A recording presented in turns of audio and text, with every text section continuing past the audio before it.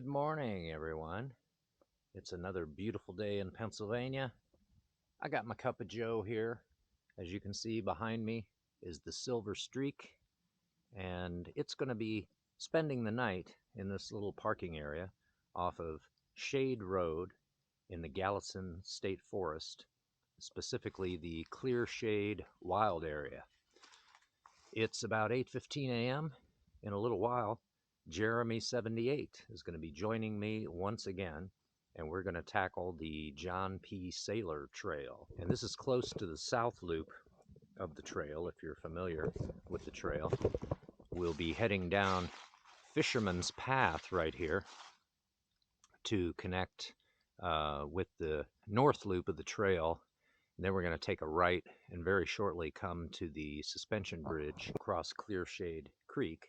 And then we hit the south loop of the trail. Now that's about 5 miles, so we're going to do that first. Then we're going to come back, recross the bridge, and then get on the north loop and take it west, and then look for a place to camp somewhere tonight. And we'll complete the north loop tomorrow, and also possibly do the bog trail loop. There is an observation deck for that bog, and it's supposed to be pretty impressive. While we're waiting for Jeremy, I can show you on the map what we're doing. We're parked right here along Shade Road at that P, and you see a dotted black path that goes down this way. That is the Fisherman's Path, and then the orange is the John P. Saylor Trail. So we're going to take a right, then here's where we cross Clear Shade Creek, and then we'll do the Clear Shade Wild Area and go around like so, and then reconnect with the north loop, go over this way.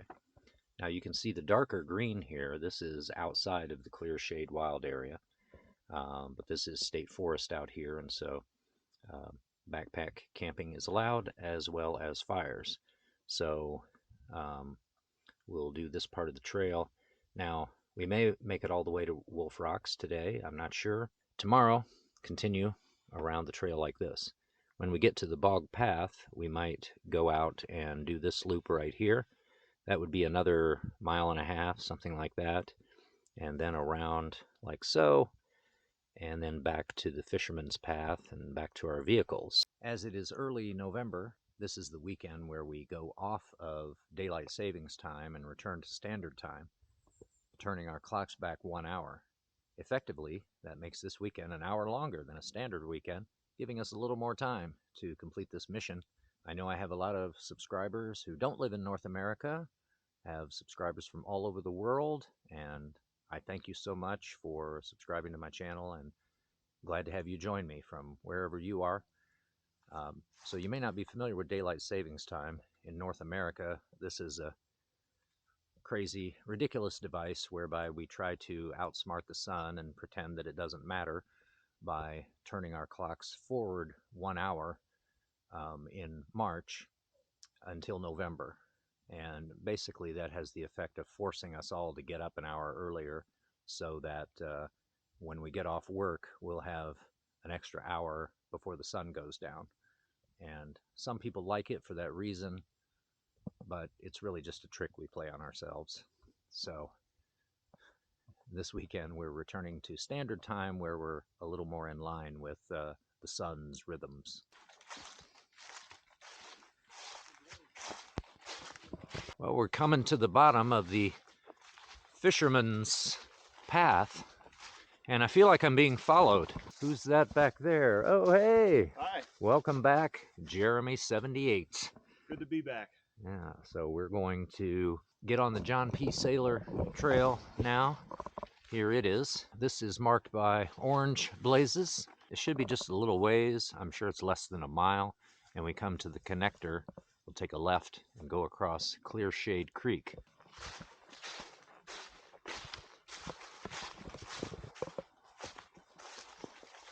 All right, we're taking a left here.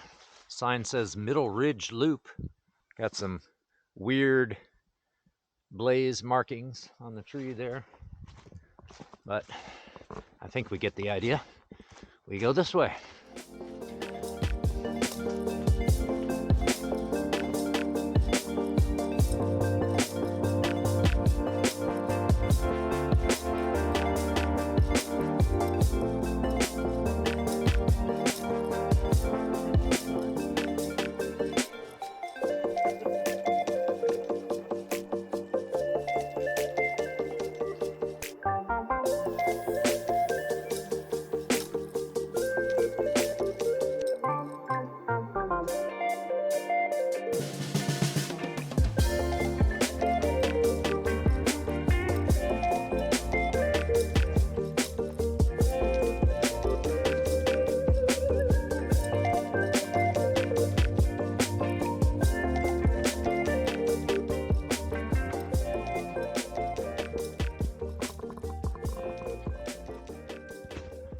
So just after coming over the bridge, you come to this point, and you can see kind of blazes on either side of that tree. This is where we come to the south loop, so we're going to go that way and follow it around counterclockwise, and then we'll come back from that direction to this point and go back there and cross the bridge again. So whenever you cross a suspension bridge like that, it's a good idea to not just keep walking at a constant pace across it, but vary your pace, maybe stop sometimes, stop and start, because if you go across at a constant pace, you can set up resonance that makes the bridge shake more and more. And to break that, you can vary your pace a little bit. Is that what you did coming across there? No, I just vary your pace a little? No, I had no idea what I was doing. I was just holding on for dear life, hoping I wouldn't slip in front of the camera.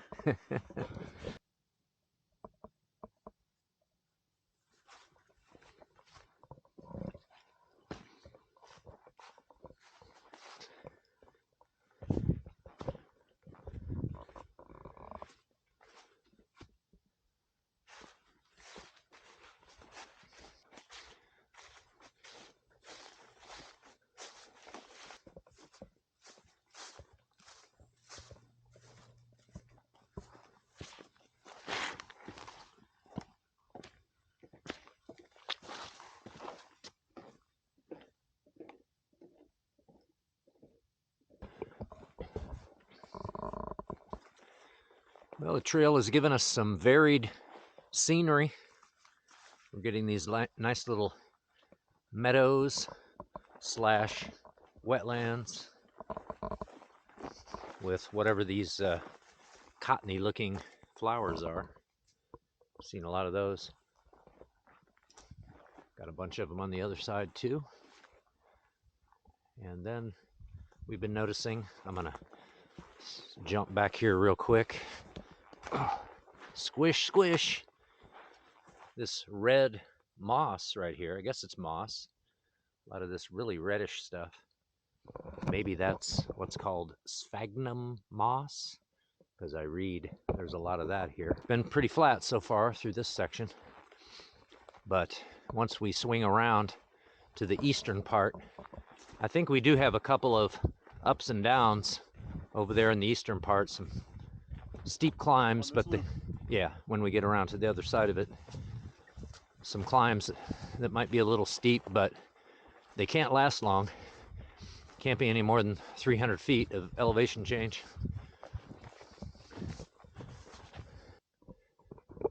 Okay, beware if you're doing the south loop counterclockwise like we are, it looks like the path just goes this way. Maybe you don't notice that orange blaze over there. So when you get up here, you see two double blazes, which usually indicates a switchback or at least some kind of heads up. So I started to walk back that way, thinking the trail would switch back somewhere there. But actually it's right here. So it's a little weird because by the time you see those blazes, you're past the point. And there's no sign there that says, hey, turn around, dummy. But when you go up this way and just around to the left, just down here, you can see a blaze. So that tells you you're on the right track.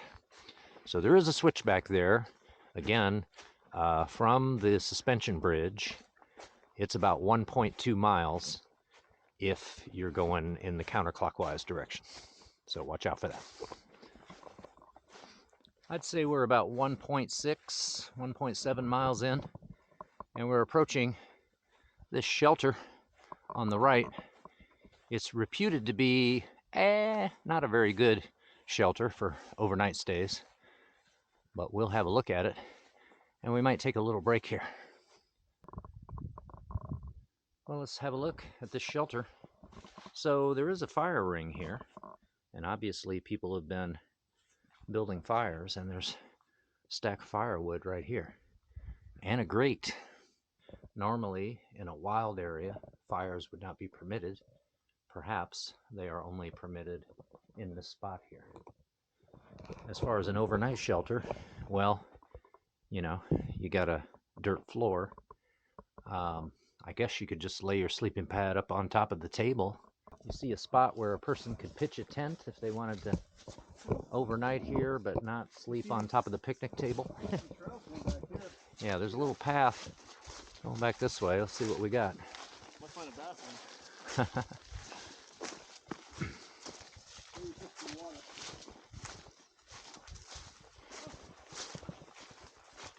Set a tent up right here.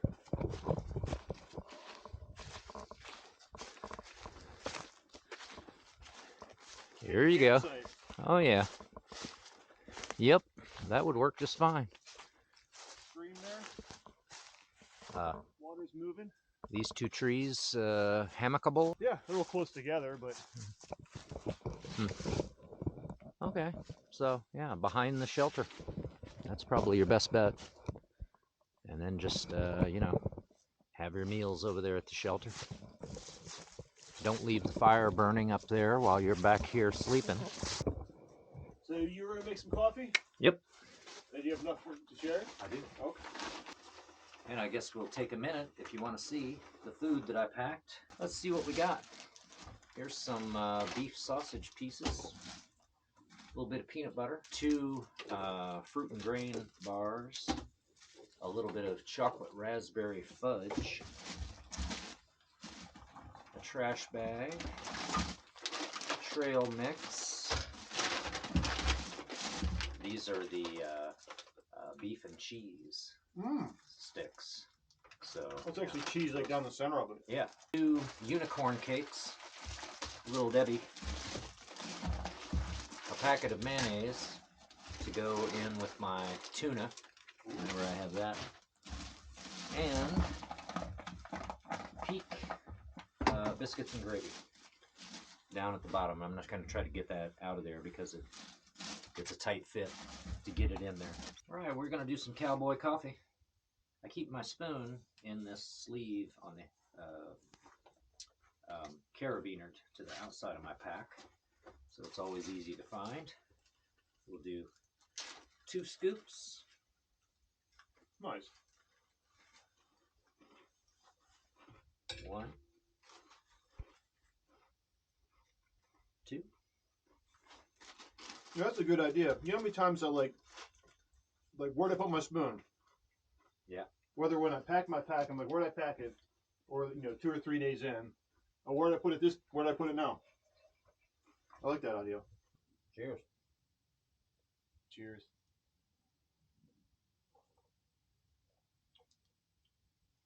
Oh, that's good. Cowboy coffee. Nothing beats it.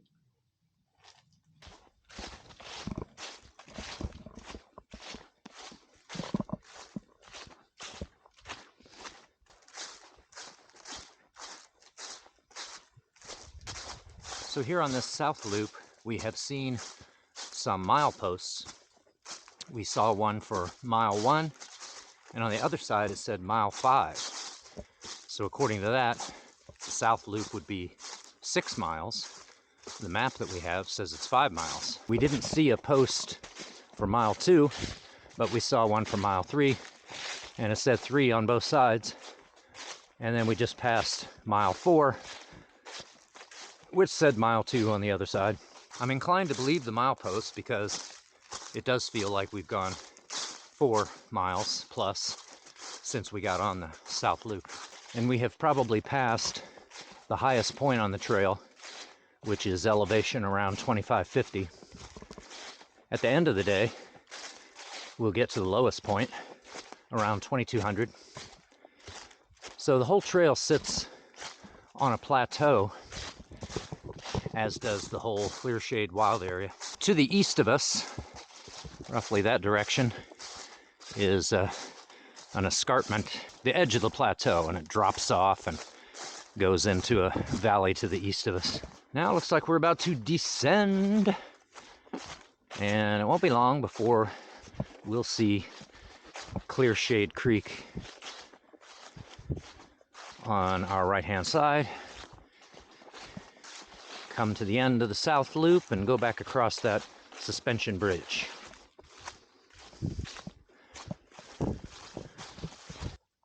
You didn't tell me you were bringing some sunshine with you. Well, I'm gonna brighten your day up a little bit. Awesome.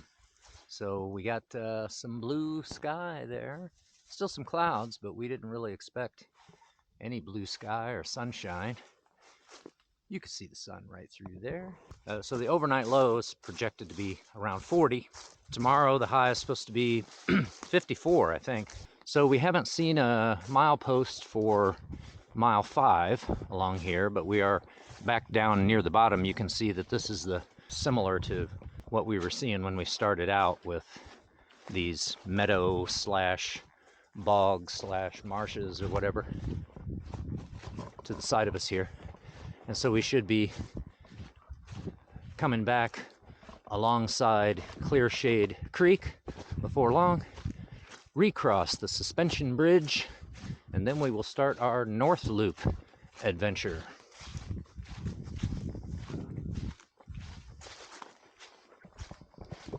All right, doing this loop counterclockwise, past mile marker 5, just a little ways past, you see the marking on that tree, kind of an L shape. That's to tell you to turn right. Well, Jeremy and I were talking, and we just trudged right along. We went back here. It looked like the path went this way. And just a ways back there, we encountered a fire ring that looked like it was right in the middle of the trail. And we thought, well, that's weird. Who would make a fire ring right on the trail? But as we looked beyond, we didn't see any blazes and said, well, wait a minute, are we still on the trail? We were not, because we missed this turn back here. So, but we did find kind of a cool campsite back there. So if you're doing this clockwise, you go less than a mile in from the suspension bridge, and then you'll cross a little stream, and then the trail comes up here and takes a left. If you take a right instead, you can go back to where that campsite is, and the water source is right here. So it's a decent little stream. You can make it work. And in the spring, that thing would be flowing more, I'm sure. So I would guess this is pretty reliable. We did all right, huh? Yeah, nice and cold. So I guess we have less than a mile to go until we get back to where we join up with the North Loop. Hey, we made it back to Clear Shade Creek. Back across the suspension bridge. Limit 2 only.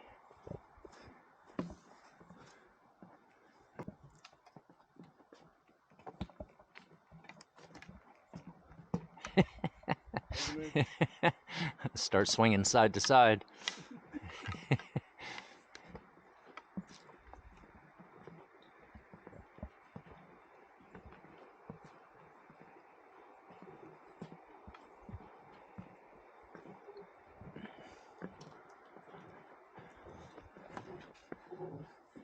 All right, we made it.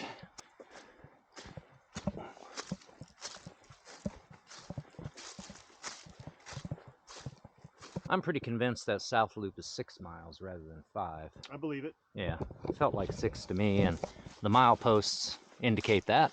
So that would mean that the whole thing with both loops is around 18 miles. And then tomorrow we plan to do the bog path loop, another 1.5 miles or so.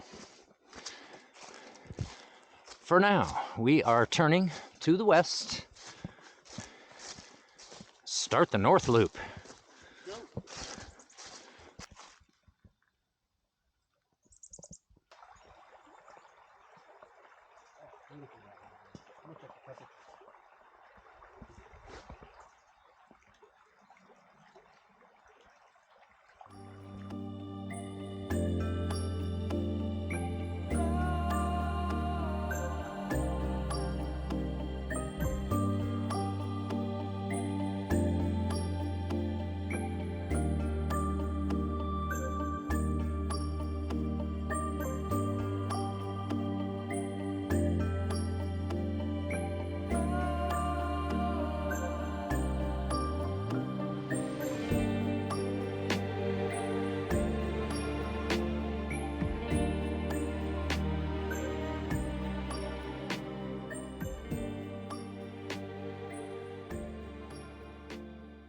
we just came out right here.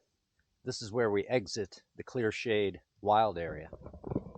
And we come to Crumb Road. Found some rocks here, thought we'd take a little break. I'm gonna mix up some Element drink mix. And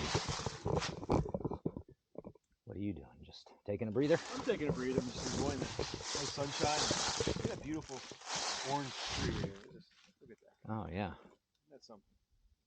So after we go past the gate, we should start to gently descend, come alongside a stream, go down to about 2,200 feet around the lowest point of the trail, and then we should switch back, going up against the current of another little stream.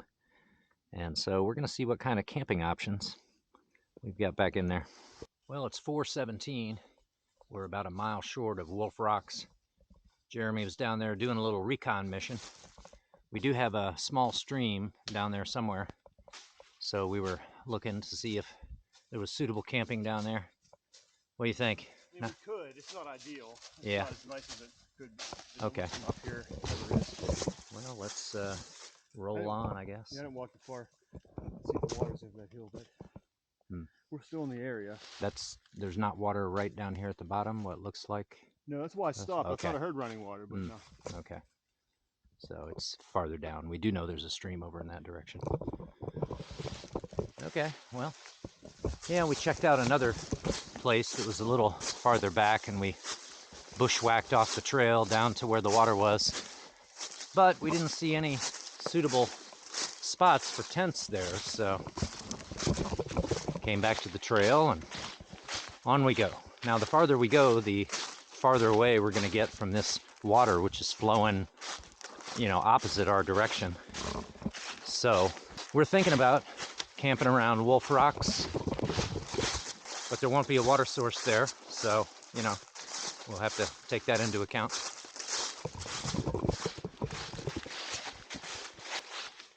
Well, we're not on the trail now, folks.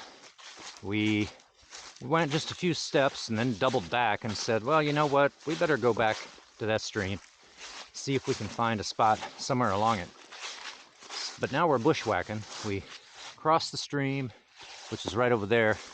We came up here where we saw this deer exclusion fence and an old road running along it, which is washed out here. But we're trying to find a spot on either side of the bank here of this stream. We do know where the trail is. It is to our left and on the other side of the stream. If we're off trail and bushwhacking, I'm sure you'll want to see that. So we went along that exclusion fence for a while until it seemed to be veering away from the water, which is back this way. And the trail is also back this way. So we are headed back to the water. We found one spot that was small. We could have made it work. There was a lot of debris, as in, branches and sticks and stuff that we'd have had to clear out. But, we could have done it. We could have made it work. There was even some rocks around. We could have made a fire ring there. But it was certainly not ideal, so.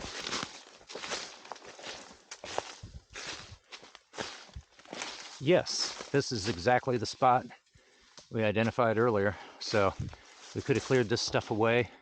There's some rocks there. I could get my tent back in there, but, it's not ideal. It's kind of a miracle that we came right back to that spot.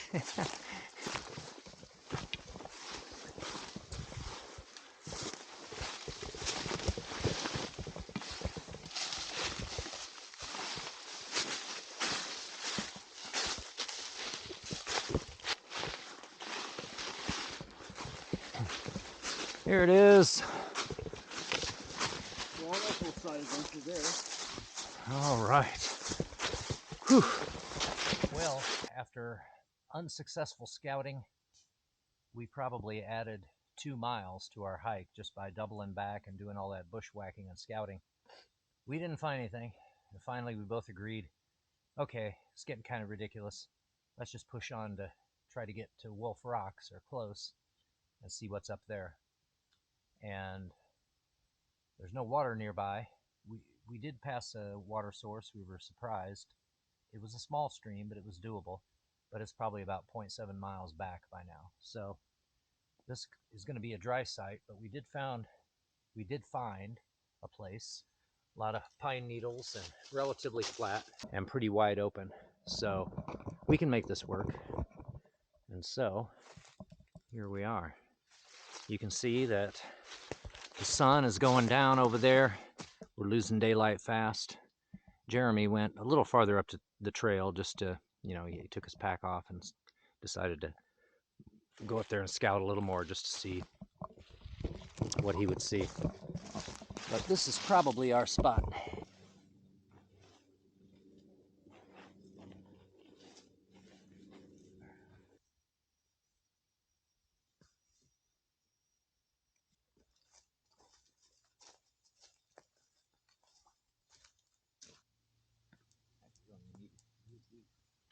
Been waiting for this moment all day.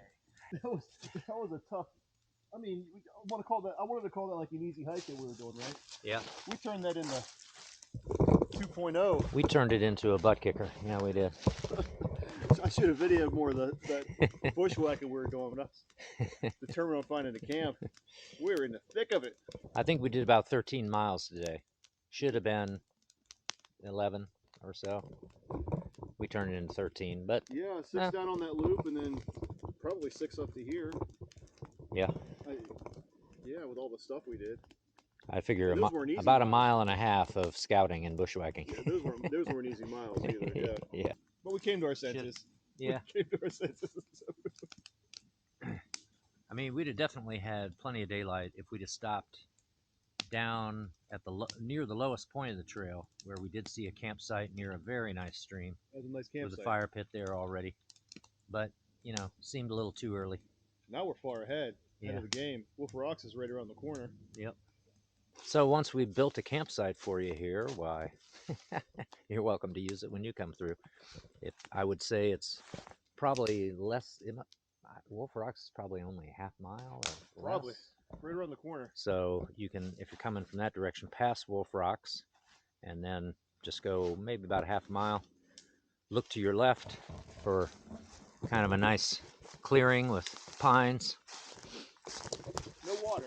No water.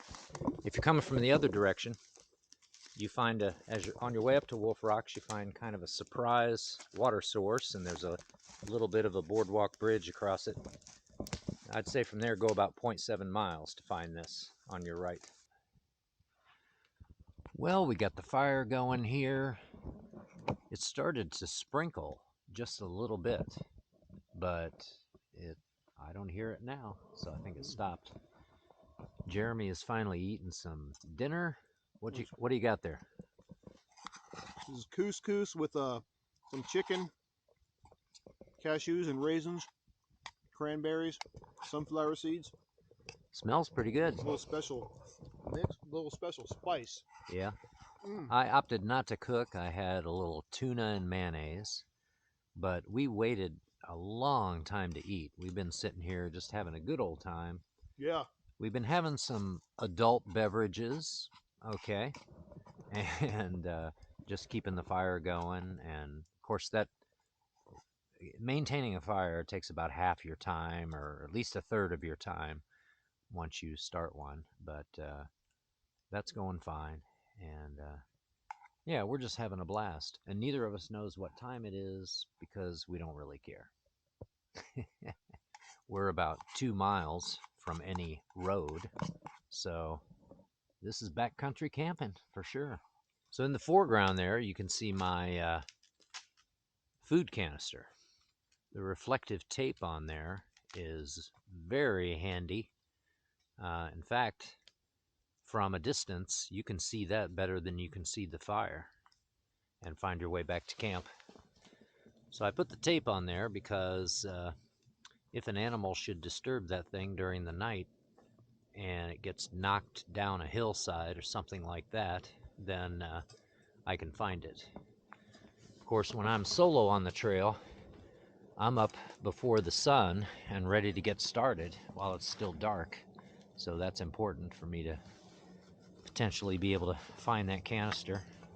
Well, even if it hasn't been disturbed, still, if I should happen to forget where I put it, which is a little unlikely, but I'll definitely be able to spot it with that tape on there.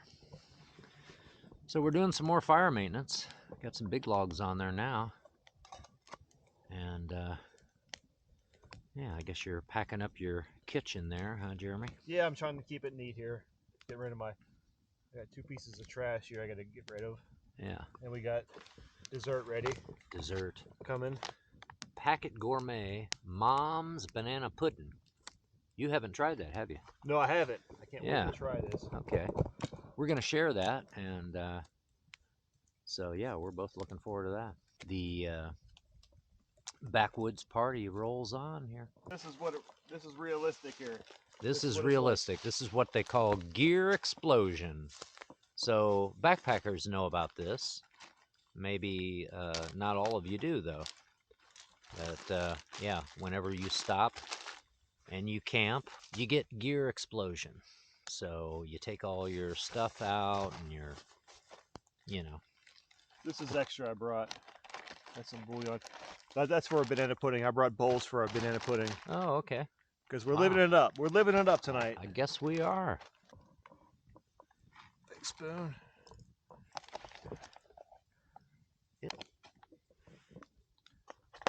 Let's give it a taste. Oh, crunchy. That's it. Mine's crunchy. It's got crunch. It's definitely a crunch. It's like a toasted crunch. It's toasted. There's something in there. Ooh, that's yummy. I wasn't expecting that crunch. That's delicious. That is really good.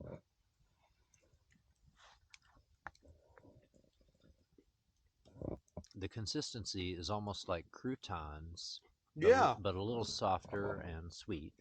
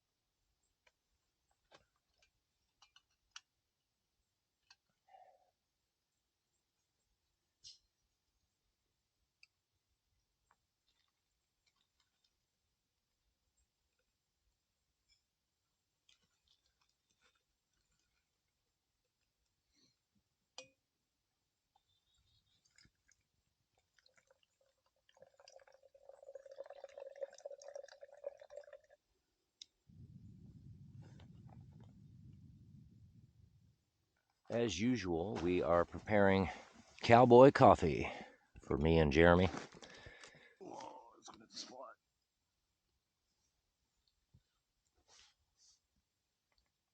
Cheers. Cheers, man. Can't think of too many other places I'd rather be waking up. You sleep all night good? Yep. Yeah. Felt like I tossed and turned a lot, but I think I slept. Mm-hmm. Seemed like I was always going either left or right. Left or right. Yeah, I did that too.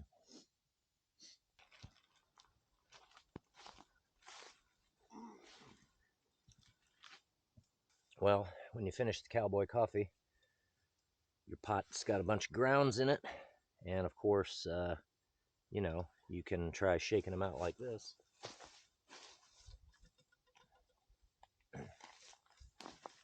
And you can even try rinsing them out with some water, but I use an Armor All cloth and just wipe them out.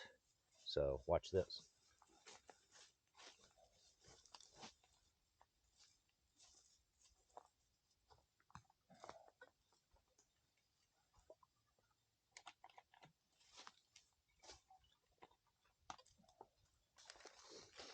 Clean pot and dry, and the cloth, the grounds don't stick to it. So you can just shake them off. The wet grounds fall right off. Cloth is relatively dry. It's got a few little damp spots on it, but no grounds left on there. If you drop the cloth on the ground, then you're going to have to pick leaves and sticks off of it because those will stick to the cloth, but the grounds will not.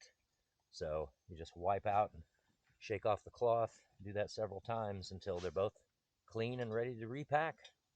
It's a beautiful thing.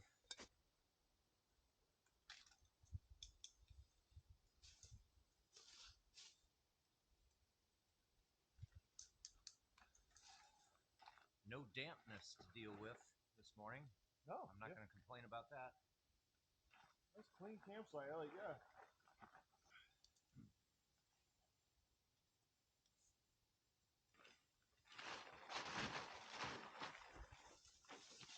Oh,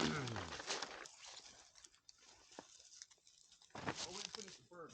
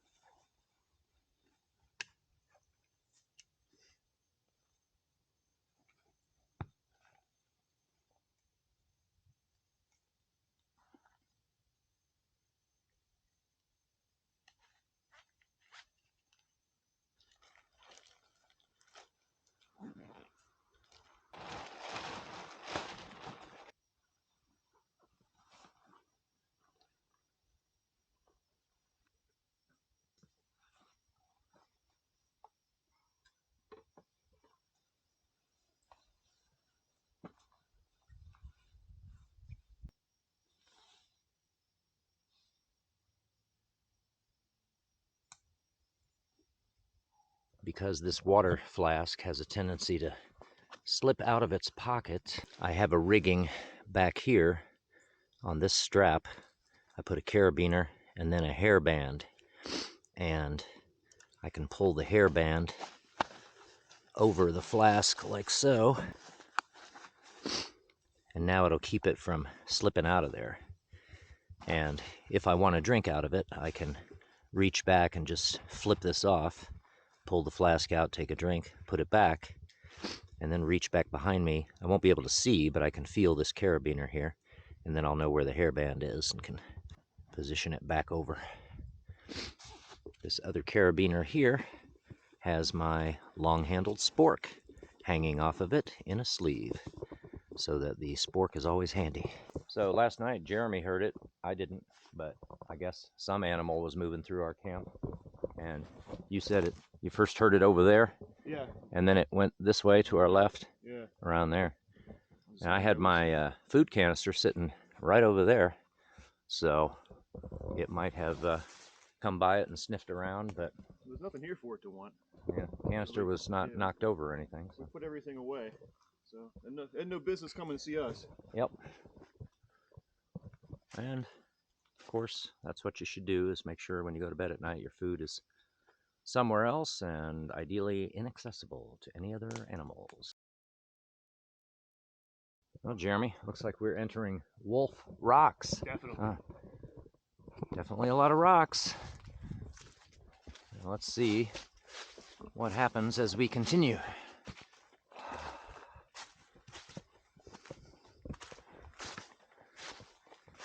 Here's a path going back here. Yeah. I'll check it out, see what's there. It's probably a dead end.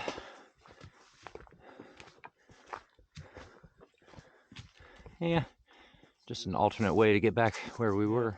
It's like take your pack off and explore. Yeah. Try to take the area. Oh, look at this little cave.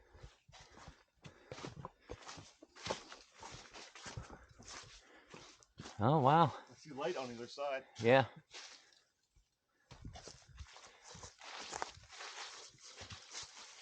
Well, the graffiti is kind of a shame, but otherwise. Once you get on top of the rock. Yeah, I've been wondering if the trail's gonna loop around to the backside here and be on top, but I'm a little skeptical.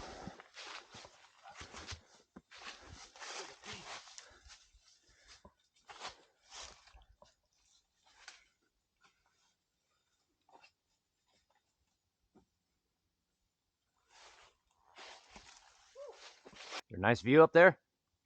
Not really. No?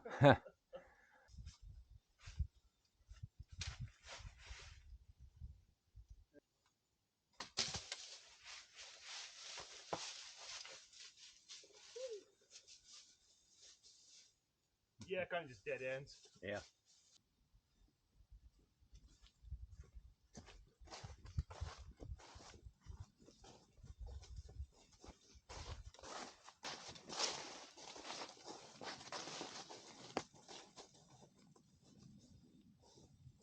Well, Wolf Rocks was kind of okay, I guess. I mean, not terribly dramatic.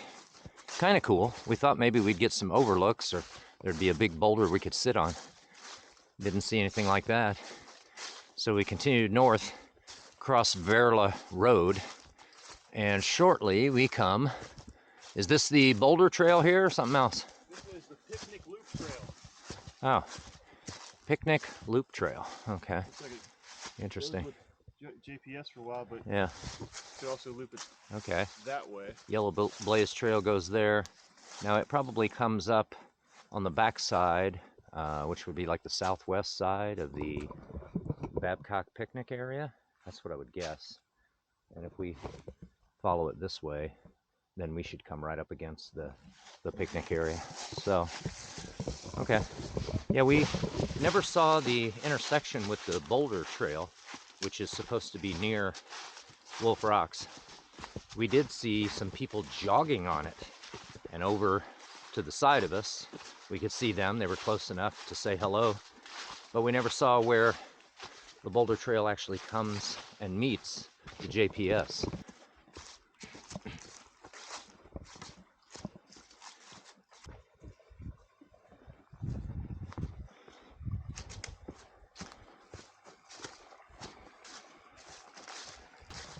Okay, ahead of us we can hear traffic from Route 56. Over to the left of us we can see the Babcock picnic area with a pavilion over there, and there are also pit toilets and, you know, tables and stuff. All right, a little break here at the picnic area.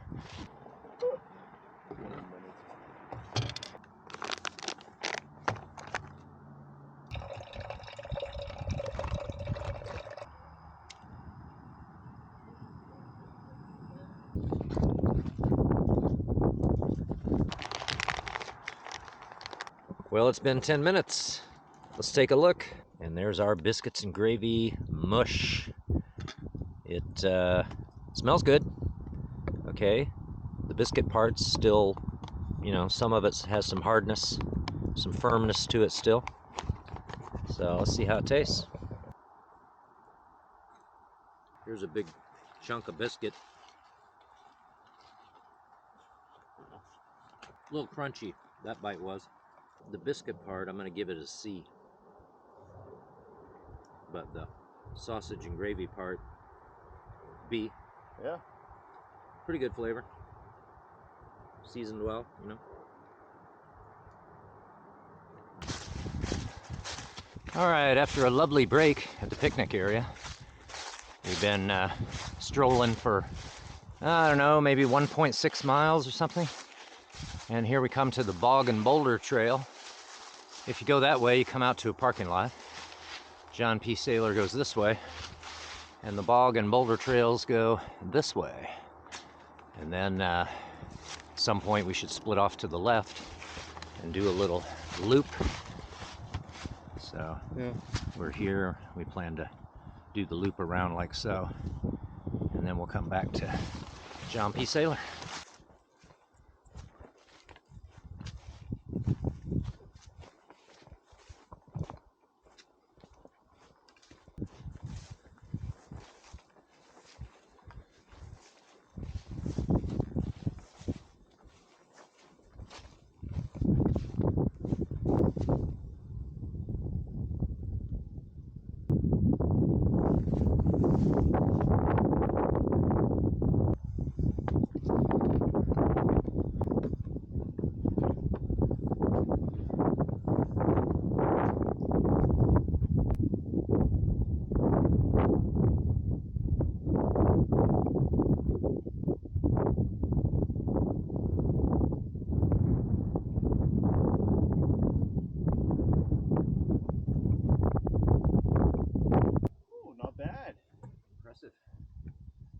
So in the early 1900s, this entire area here was forest, like what you see behind. The whole area was clear cut and all the timber harvested there.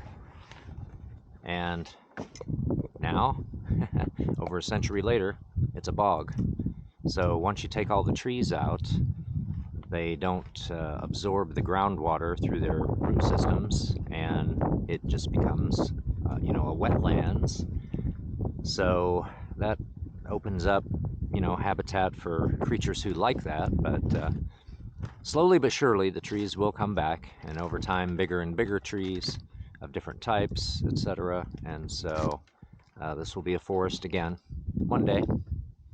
I don't know how many centuries it takes, but the forest will be back. Well, it's kind of windy up here, and it's a really dumb idea to get out the stove and make a pot of coffee. But, you know, let's get nuts. Jeremy's having a little snack, a little refreshment. Let's get nuts. Yes, let's get nuts. And of course, he's got his chair there, which Yeah, it came in handy here. packs up nicely, only weighs about a pound, right? So, yeah. Old dude's probably going to be getting one of those in the near future as well. Deserves it. Yeah. Well, that was a nice little break up there on the platform. So now, I guess, we'll continue this way, and apparently the trail loops around to the other side of the bog, and we end up in those woods on the far side, and then link back up with John P. Saylor and finish the rest of it. So here we go. Well, continuing down the path, a short distance, we come to a boardwalk that takes us across the, I guess it would be the western part of this bog. No way these kind of plants around here. Huh. Eat insects. Sundew leaves. Sticky hairs. Insects fly in for dew and get stuck on the hairs. Then we have pitcher plants. Lure insects into their tube-shaped leaves and have downward pointing hairs on the inside. You think maybe those are the pitcher plants instead, and that they're all red now because it's fall and they're green? Yeah, that's what it looks spring. like, huh? What are they called? Pitcher, pitcher plants. Pitcher plants. Shaped like pitchers. I think that's what these are, yeah. Nice specimen. Right on the left up there. You can get a good shot of it. This here? Right here? Yeah. Yeah.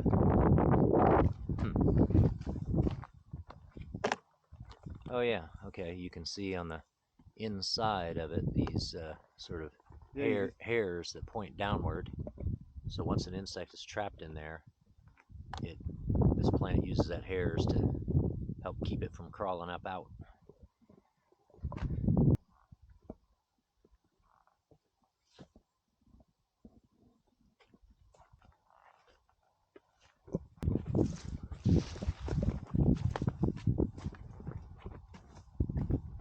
Well, I'm glad we did this little extra off the JPS.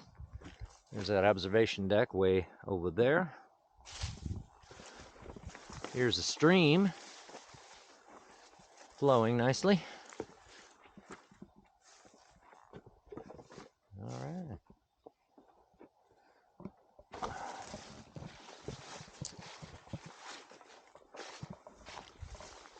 Wait. This way. Oh, okay. So I was about to go back in whatever that mess is. But Jeremy points out, I saw that blaze, but I didn't see these over here.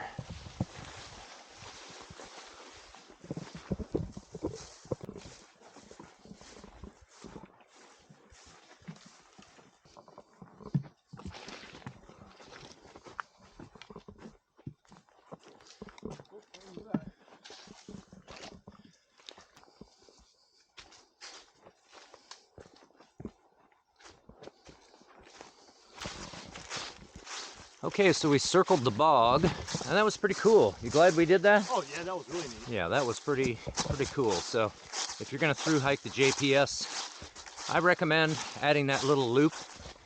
But let's talk about this junction right here, because the map is a little misleading. Okay, so Bog and Boulder Trail that way, it says.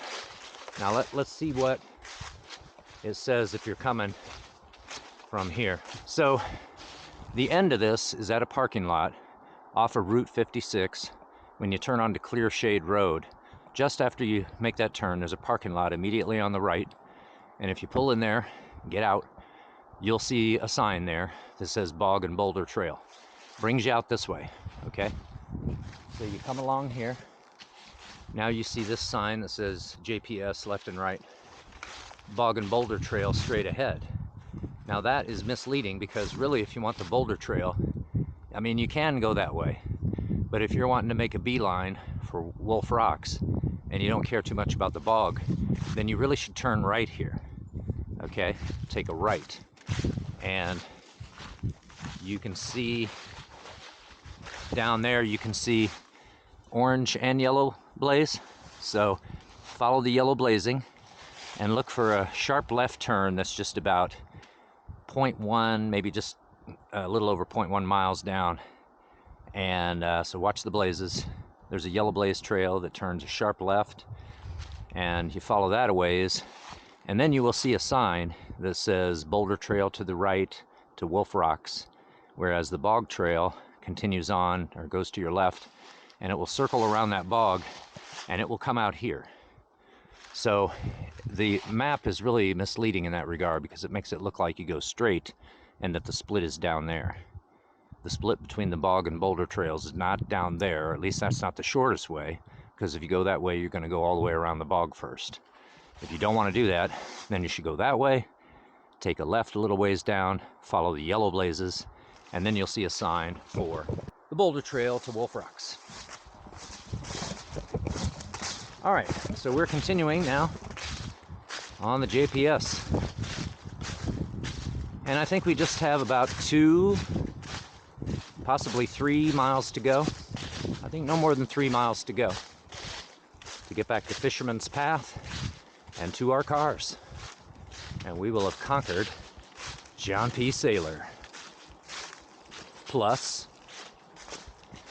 about an extra 1.5 miles of scouting and bushwhacking yesterday, plus a 1.5 miles or so going around that bog.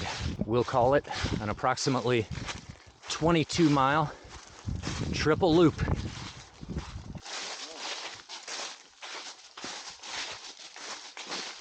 So on all parts of this trail, we have encountered some muddy portions, some places where there's some standing water and stuff like that. They usually don't last very long, but we're probably looking at the driest conditions you can find on this trail. So late fall, before it starts snowing, you know, and if it hasn't rained recently, that's probably the best time to do this. Most of the water sources are still pretty reliable, but the trail itself is not going to be, you know, a muddy, sludgy mess. In the winter, after it has snowed, you could be looking at, you know, the snow melt will make this muddy, and the standing water portions could also make it icy. So that could be hazardous. And then in the spring, it's probably just a muddy mess. So I'm really glad we chose this time of year to do this. Well, we are backtracking a little now, because we came to a trail to the right of us, and there were signs at the bottom, but no sign that said Fisherman's Path, and we thought it would say that. So we went on, and then came back to the, the connector that goes to the South Loop and the suspension bridge down there. So we're doubling back just a bit here, 1/10 of a mile or less, to make our turn and go back to the parking lot. All in all, I'd say this was a swimming success, huh, Jeremy? Yeah, that was a really fun adventure. I'm gonna take the high road here and avoid that muddy path there. So every now and then there's a bypass, which is convenient. Over to the right of us, we have Clear Shade Creek Valley, and also some of that bog. We'll get a pretty decent view of it right up here. Not the bog we saw earlier, a different one.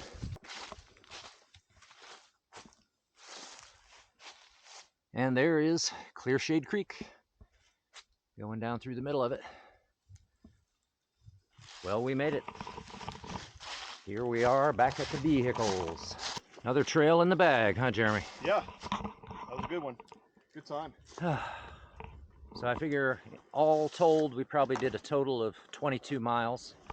I guess we could call it a triple loop, because we did the South Loop, which is, I guess, is 6 miles. The whole North Loop, that's 12 miles. Yeah. The Bog Path, probably about 1.5 mile loop there. And then another 1.5 miles of bushwhacking and scouting yesterday. Oh man, that was where most of the work was. That was our own fault, but so yesterday was like 13 miles probably, and today probably about 9. And what is it, about 3 o'clock? Yeah, 2:48. So we done good. Well, Jeremy, another Pennsylvania trail conquered. That was fun. Yeah. All right. That was a good time. Great weather for this, and just, good stuff. Thanks so much for coming along. You made it twice as great. It's been my pleasure. Yeah. Yeah, anytime. Right. Well, that was good stuff. Nice trail, good weather, no rain.